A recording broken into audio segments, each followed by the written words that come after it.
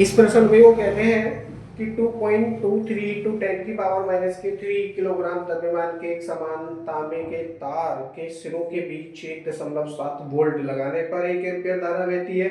इसकी लंबाई तथा परिच्छेद क्षेत्रफल की गणना कीजिए। यदि तार को एक समान रूप से इस प्रकार खींचा जाए कि लंबाई दुगनी हो जाए तो नए प्रतिरोध की गणना कीजिए। तांबे का घनत्व 8.92 × 10⁻³ किलोग्राम प्रति मीटर की पावर 3 है तथा प्रतिरोधकता 1.7 × 10⁻⁸ ओम मीटर है। जो दे रखा है प्रश्न में उसको लिख लेंगे। यहाँ पर द्रव्यमान दे रखा है जी, तांबे के तार का द्रव्यमान दे रखा है, इसको लिख लेंगे m = 2.23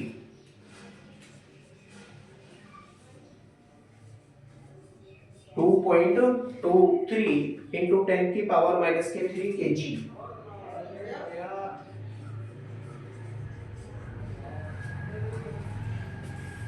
आगे दे रखा है उन्होंने वोल्ट, V = 1.7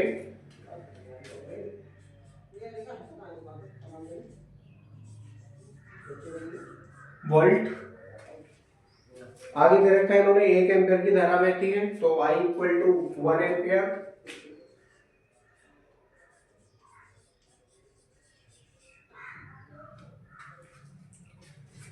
उसकी लंबाई तथा परिच्छेद क्षेत्रफल की गणना कीजिए। यदि तार को एक समान रूप से इस प्रकार खींचा जाए कि लंबाई दुगनी हो जाए तो नया प्रतिरोध क्या होगा।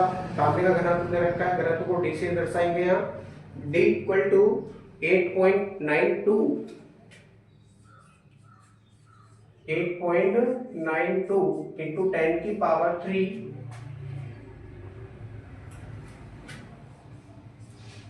किलोग्राम प्रति मीटर की पावर 3 और प्रतिरोधकता यानी विशिष्ट प्रतिरोध इन्होंने दे रखा है ρ = 1.7 × 10⁻⁸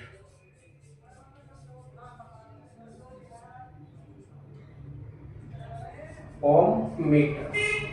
ठीक है, ये सारी वैल्यूज हमने लिख ली है। सबसे पहले तार का प्रतिरोध ज्ञात कर लेते हैं। देखिए, ये मान लीजिए कोई तार है तांबे का, इसी क्वेश्चन के अकॉर्डिंग हम चलते हैं। ये इसका सिरा A हो गया, ये इसका सिरा B हो गया है और A और B सिरे पर 1.7 वोल्ट उन्होंने लगाया है। तो कितना 1.7 वोल्ट इन्होंने बिंदु A व बिंदु B के बीच में लगा दिया है, जिसके कारण इसमें जो धारा है वो 1 एम्पीयर की बहनी शुरू हो जाती है। I = कितना 1 एम्पीयर, I = 1 एम्पीयर। वो आपकी मर्जी है, चाहे तो दिशा इस तरफ कर दो चाहे इस तरफ कर दो, आपकी मर्जी, नो प्रॉब्लम। दिशा यहाँ पर मैटर नहीं करती है। अगर इलेक्ट्रॉनों की दिशा दे रखी होती तो हम वैद्युत धारा की दिशा बता सकते थे, या फिर बैटरी के टर्मिनल दे रखे होते थे तो हम वहां पर दिशा बता सकते थे, लेकिन यहाँ पर कुछ भी ऐसा नहीं दे रखा है। इस प्रश्न में कैसे करेंगे, तो I = 1 एम्पीयर दे रखा है, V = 1.7 वोल्ट दे रखा है। इन दोनों वैल्यूज के द्वारा सबसे पहले इस तार का प्रतिरोध ज्ञात करेंगे। क्या ज्ञात करेंगे, तार का प्रतिरोध। तो लिखेंगे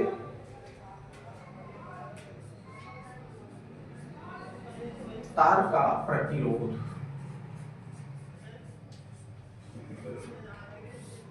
डैश लगाएंगे। सूत्र है R = V/I। यदि करेंगे तो क्या प्राप्त होगा, R = V की वैल्यू आपके पास में 1.7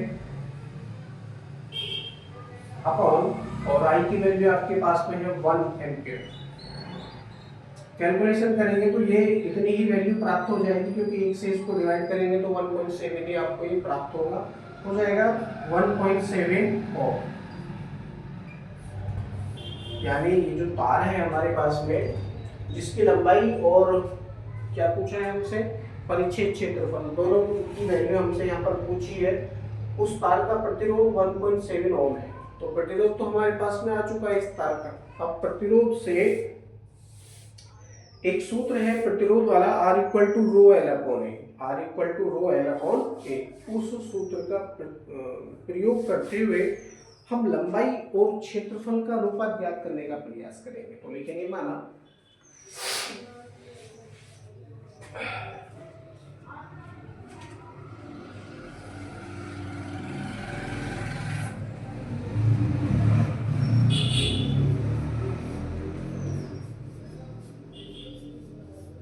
तार की लंबाई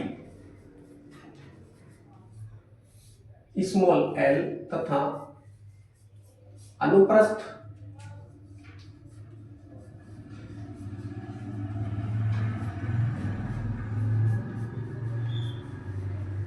परिच्छेद क्षेत्रफल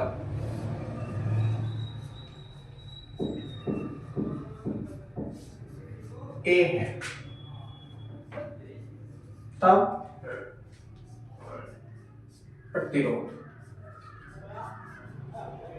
एक सूत्र है R equal to rho l upon a. तो ये सूत्र का प्रयोग करते हुए, क्योंकि V और I के मान यहाँ पर दे रखे थे, तो सीधा सीधा हमने ये सूत्र लगाया। ओम का नियम भी आप इसको कह सकते हैं, R equal to V upon I। R equal to V upon I सूत्र का प्रयोग करते हुए सबसे पहले हमने उस तार का प्रतिरोध ज्ञात कर लिया। कितना प्राप्त हुआ? 1.7 ओम। 1.7 ओम। अब एक दूसरा सूत्र हम प्रयोग करेंगे, R equal to rho l upon ए।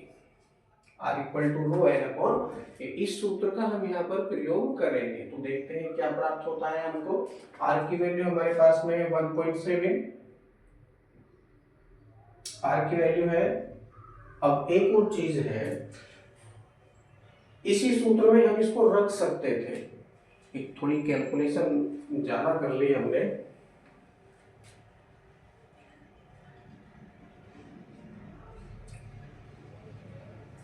आप ये कैलकुलेशन यहां मत कीजिए, ये सही है, नो प्रॉब्लम, लेकिन आप इसको यहां मत कीजिए। आप इसी सूत्र का प्रयोग करते हुए इसमें ये वैल्यू लिखने के बाद आप लिखेंगे माना तार की लंबाई स्मॉल l तथा परिच्छेद क्षेत्रफल a है, तब प्रतिरोध नहीं, आप इसको लिखिए तार का प्रतिरोध। तार का प्रतिरोध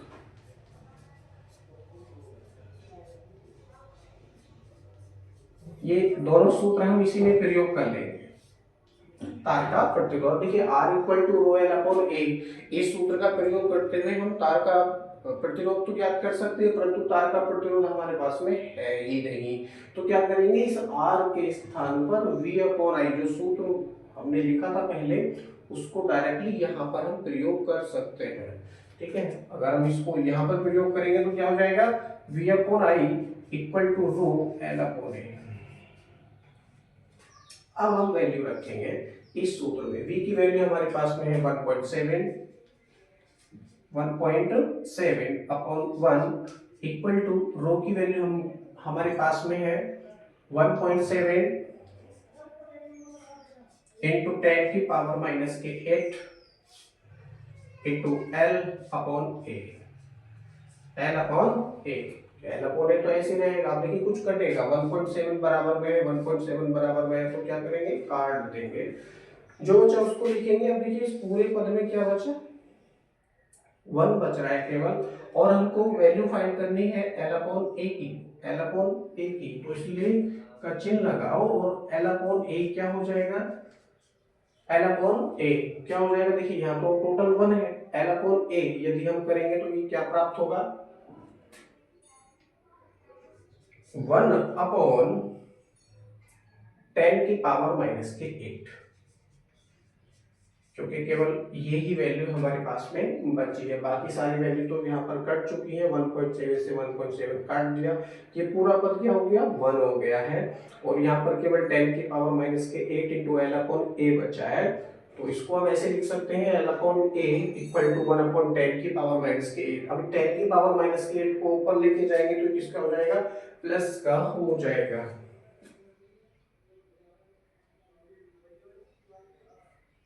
प्लस का हो जाएगा, लिखेंगे या करके L upon A equal to 10 की पावर 8।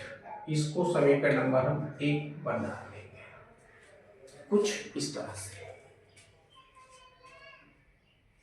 अब इसका यदि आप मात्रक लिखना चाहो तो मात्रक भी आप लिख सकते हो, नो प्रॉब्लम।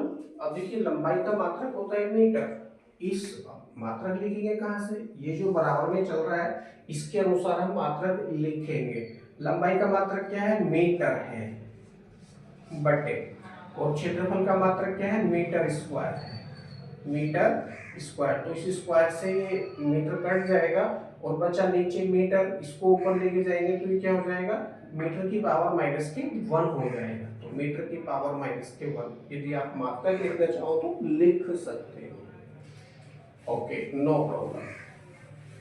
अब हमारे पास में तार की लंबाई और क्षेत्रफल के अनुपात की वैल्यू आ चुकी है 10 की पावर माइनस के 8 मीटर की पावर माइनस के 1। अब चूंकि इसका द्रव्यमान दे रखा है, तो द्रव्यमान का सूत्र होता है द्रव्यमान बराबर आयतन गुणा घनत्व। तो मैं इसको साफ करता हूं, चलो साफ नहीं, यहाँ पर देख लीजिए।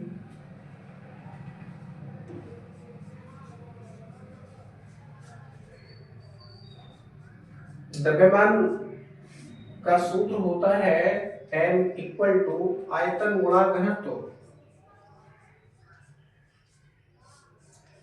आयतन गुणा घनत्व यदि हम करेंगे तो देखते हैं क्या प्राप्त होता है, m इक्वल टू, देखिए आयतन की वैल्यू हमारे पास में नहीं है, क्षेत्रफल है और उसकी लंबाई है, तो क्षेत्रफल और लंबाई को गुणा कर दें। यदि हम क्षेत्रफल और लंबाई को गुणा कर दें तो उसका आयतन आ जाएगा। तो लंबाई को आपने l माना है और क्षेत्रफल को आपने a माना है, तो l इंटू a क्या बन गया, आयतन बन गया, गुणा घनत्व। घनत्व क्या है हमारे पास में, d है, क्या है जी, d।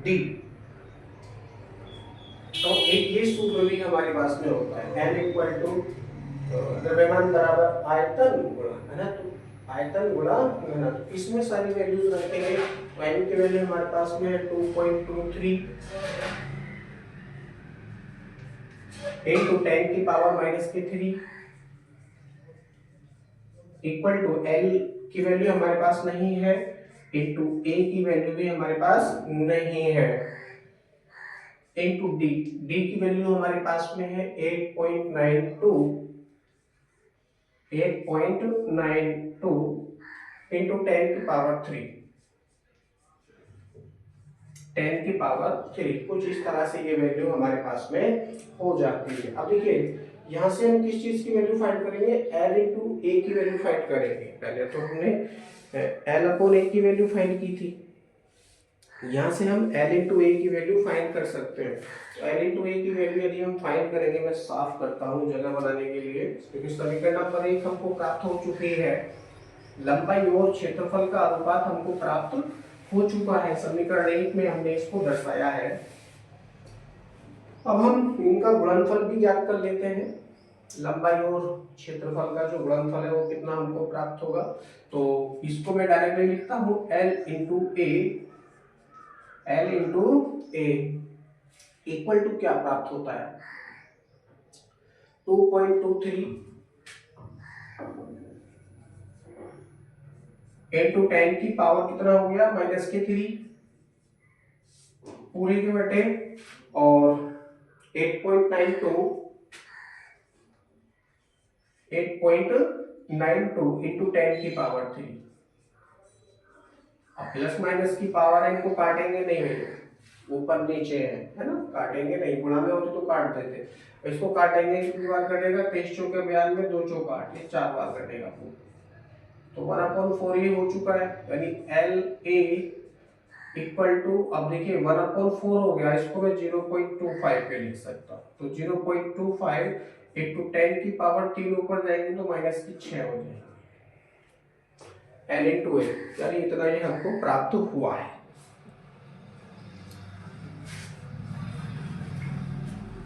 या करके आप एक और लाइन लिखेंगे,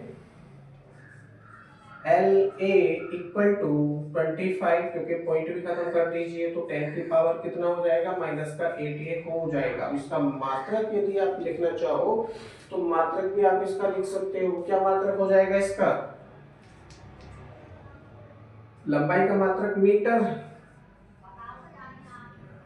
क्योंकि लंबाई गुणा क्षेत्रफल है, क्षेत्रफल गुणा लंबाई, यानी मीटर की पावर 3 हो जाएगा, मीटर की पावर 3। आप इसको समीकरण नंबर 2 बना सकते हैं। अब समीकरण 1 में है L upon A equal to 10 की पावर माइनस के 8 मीटर की पावर माइनस के 1, समीकरण नंबर 1 आपने इसको बनाया था, और L into A equal to 25 गुणा 10 की पावर माइनस के 8 ये प्राप्त हुआ है मीटर की पावर 3 में। समीकरण नंबर 2 मैंने इसको बना लिया है यहाँ पर आने के पश्चात। अब हम समीकरण 1 व समीकरण 2 दोनों को ही यहाँ पर हल करने का प्रयास करेंगे। तो देखते हैं क्या प्राप्त होता है। देखिए अभी आप इसको समीकरण नंबर 2 मत बनाइए, यहाँ मत बनाओ, यहाँ तो केवल इतना ही रहने दीजिए, लेकिन याद करके इस यहाँ से मैं क्या करूंगा, ए की वैल्यू को फाइंड कर लेता हूँ। अगर मैं ए की वैल्यू को फाइंड करूंगा यहाँ से तो क्या प्राप्त होगा, a इक्वल टू 25 गुणा 10 की पावर माइनस के 8 बटे, और ये जो l है ये नीचे आ जाएगा कुछ इस तरह से, मात्रक है मीटर की पावर 2, मीटर की पावर 2। अब यदि आप चाहो तो इसको समीकरण नंबर 2 बना सकते हो,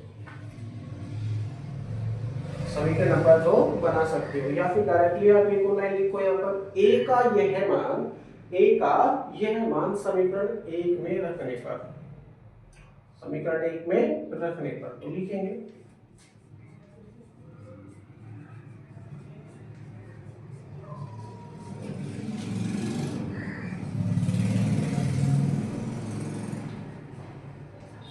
समीकरण 1 में रखने पर। यदि मैं इस मान को समीकरण नंबर 1 में रखूंगा तो मैं देखता हूं क्या प्राप्त होता है।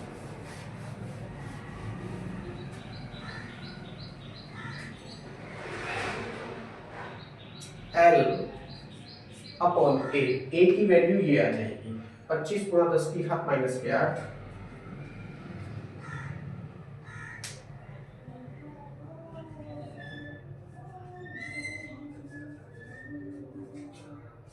पच्चीस गुणा 10 की घात माइनस के 8 बटे एल कहां पहुंचेगा, ऊपर, बराबर 10 की पावर माइनस के 8, 10 की पावर माइनस के 8 कुछ इस तरह से ये वैल्यू हो जाएगी। अब देखिए ऊपर क्या है, एल स्क्वायर है, ऊपर है एल स्क्वायर, ये पावर 8 है और ये प्लस की 8 है,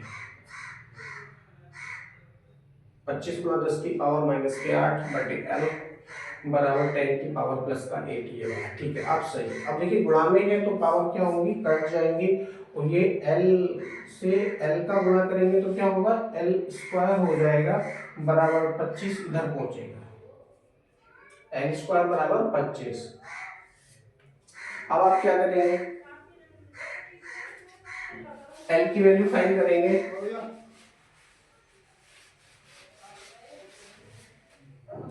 तो क्या होगा,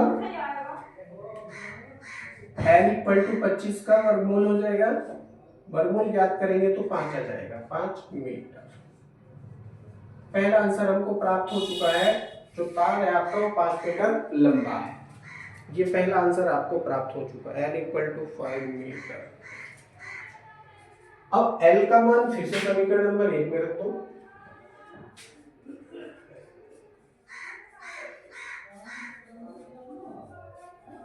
और समीकरण 1 में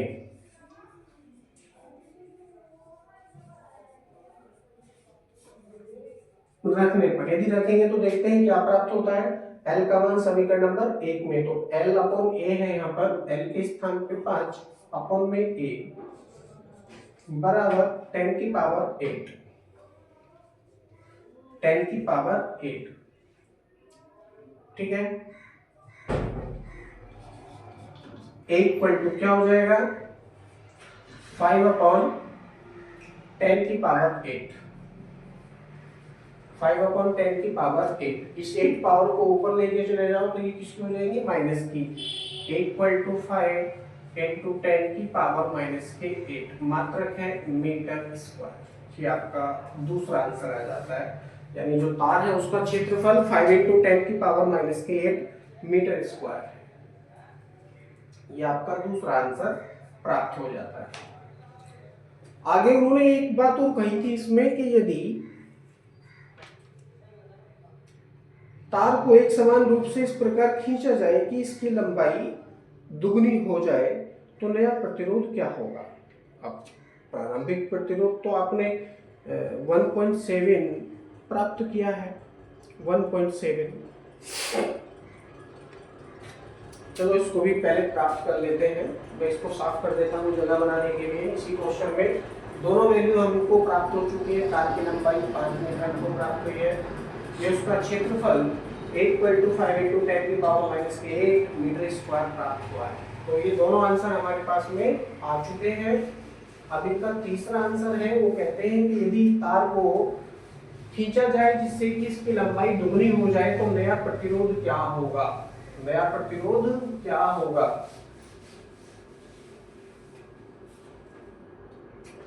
तो लिखेंगे माना खींचने के बाद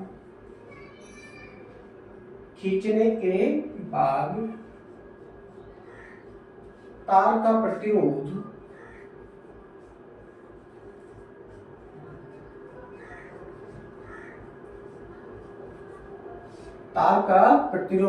R डैश हो जाता है। R डैश हो जाता है। तब एक सूत्र था, बल्कि सूत्र नहीं एक उदाहरण था। उदाहरण में हमने सूत्र उत्पन्न किया था। वो वैल्यू हमको प्राप्त हुई थी R dash equal to n square into capital R। ये हमको प्राप्त हुआ था। n क्या है, खींचने के गुणों की संख्या, यानी 1 गुना की है, 2 गुना की, 3 गुना, 4 गुना, 10 गुना, 20 गुना या 100 गुना, जितने भी गुना की जा रही है उस n के स्थान पर रखेंगे। R क्या है, उसका प्रारंभिक प्रतिरोध है, और R डैश क्या है, उसका आंतरिक प्रतिरोध है। खींचने के बाद उसका प्रतिरोध कितना हो जाएगा। तो यहाँ पर क्या हो रहा है, यहाँ कितनी खींची जा रही है, दुगनी की जा रही है लंबाई। तो n इक्वल टू क्या रखेंगे, n इक्वल टू 2 रखेंगे। n इक्वल टू 2 क्योंकि दुगनी खींची जा रही है लंबाई। और R की वैल्यू हमारे पास में है ही नहीं, प्रारंभिक जो प्रतिरोध है उसका है ही नहीं हमारे पास, मान लीजिए। तो R इक्वल टू V/I, फिर से हम यहाँ पर प्रयोग करके उसका प्रतिरोध ज्ञात करेंगे। तो देखते हैं क्या प्राप्त होता है। R dash equal to n के स्थान पे 2 रखेंगे तो 2 का स्क्वायर इनटू इसके स्थान पर रखेंगे V/I।